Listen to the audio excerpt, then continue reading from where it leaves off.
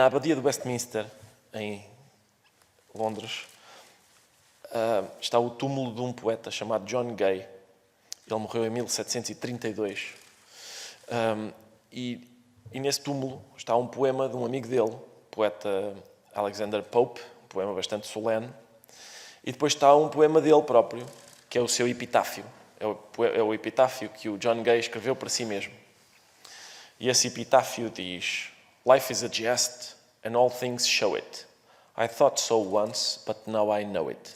Que nós traduziríamos em português por: a vida é uma piada e tudo o revela com clareza. Eu achava isso em tempos, mas agora tenho a certeza. Pouco tempo depois dele ter sido enterrado e desse epitáfio ter sido esculpido na sua pedra tumular, um homem chamado Samuel Johnson, o famoso Dr. Johnson, escreveu um artigo a dizer que as pessoas deviam poupar às gerações vindouras o trabalho de raspar aquele poema da pedra. Por várias razões. Primeira, dizia ele, porque aquilo é uma piada e não se escrevem piadas em templos. Ele diz, aquele poema, para já o poema é péssimo, diz ele. É um péssimo poema que devia estar, diz ele, na janela de um bordel. Não sei que bordéis é que ele frequentava, mas eu nunca vi... não sei onde é que ele foi buscar essa ideia. Mas... E ele depois faz algumas críticas. Eu pessoalmente, devo dizer... Portanto, vamos recuperar o poema. O poema diz... É um poema muito simples, não é? São só 2 linhas. Ele tem razão, é uma piada. O facto de ter 2 linhas contribui para que seja uma piada. Porque normalmente quando a gente diz a vida é... Espera-se que o discurso seguinte dure mais do que 2 linhas. E o que o poema diz, recordo, é a vida é uma piada e tudo o revela com clareza. Eu achava isso em tempos, mas agora tenho a certeza. Portanto, são só 2 versos. Tem uma cadência de canção infantil, quase. Mas tem um momento, acho eu, nesses versos tem uma palavra que me intrigou durante um bocado, que é a palavra mas. O segundo verso diz, eu achava isso em tempos, mas agora tenho a certeza. Ou seja, à primeira vista, se ele tem a certeza de uma coisa da qual ele estava convencido, à primeira vista a conjunção seria e. Não é? Eu achava isso em tempos e agora tenho a certeza. E eu acho curioso que ele tenha optado por mas, por uma adversativa. Porque, de facto, nós termos uma desconfiança terrível ou termos uma certeza terrível são 2 coisas diferentes. E até podemos dizer que são o oposto uma da outra. O que é que o Dr. Johnson dizia? Dizia que o poema era péssimo, era infantil. E dizia, além disso, ele tinha uma crítica lógica a fazer ao poema. Ele dizia, das 2 uma, ou este senhor,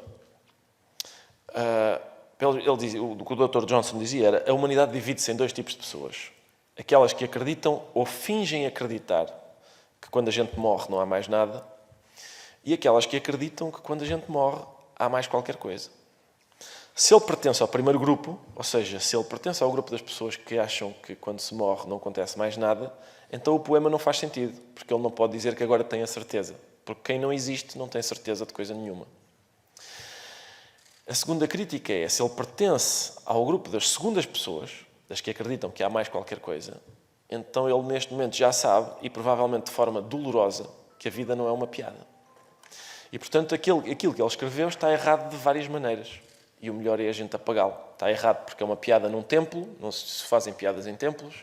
Está errado porque do ponto de vista lógico, não faz sentido. Quer ele tenha uma convicção, quer tenha outra, não pode dizer aquilo. O Dr. Johnson avança com um exemplo de um epitáfio que ele acha que é bom, que é o epitáfio de um rei egípcio, que dizia que todos aqueles que me contemplam aprendam a ser tementes a Deus. Ele diz, esse sim, é um epitáfio como deve ser. A questão é,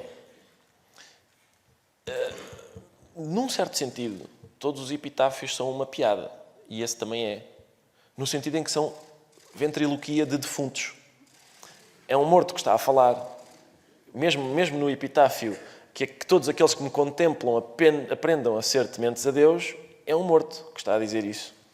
E, portanto, seguindo o mesmo raciocínio do Dr. Johnson, talvez seja má ideia, pôr mortos a falar. Um epitáfio, por exemplo. Há vários. O epitáfio do John Gay não é o único, que é uma piada. Há vários. Por exemplo, o do Raul Solnado, eu sei que é o epitáfio de um humorista e foi ele que o escreveu, mas ainda assim, o epitáfio do Raul Solnado diz: aqui jaz Raul Solnado muito contra a sua vontade. Há variadíssimos, há inúmeros epitáfios que têm graça. E além disso, há também inúmeros registros de últimas palavras, aquelas últimas palavras que as pessoas proferem antes de morrer, que também são humorísticas. E eu acho que isso também é significativo. Até porque a maior parte delas nunca aconteceram daquela forma. É muito improvável que alguém tenha a presença de espírito suficiente para dizer uma coisa engraçada e morrer. E é possível, era aí que eu queria chegar, é possível que esses dois movimentos estivessem presentes no túmulo de John Gay. A posição do John Gay é: não se deve temer a morte. É melhor, vive-se melhor se não se temer a morte. E a posição do Dr. Johnson é: vive-se melhor, mais eticamente, se se temer a morte. É possível que os dois tenham razão, atenção.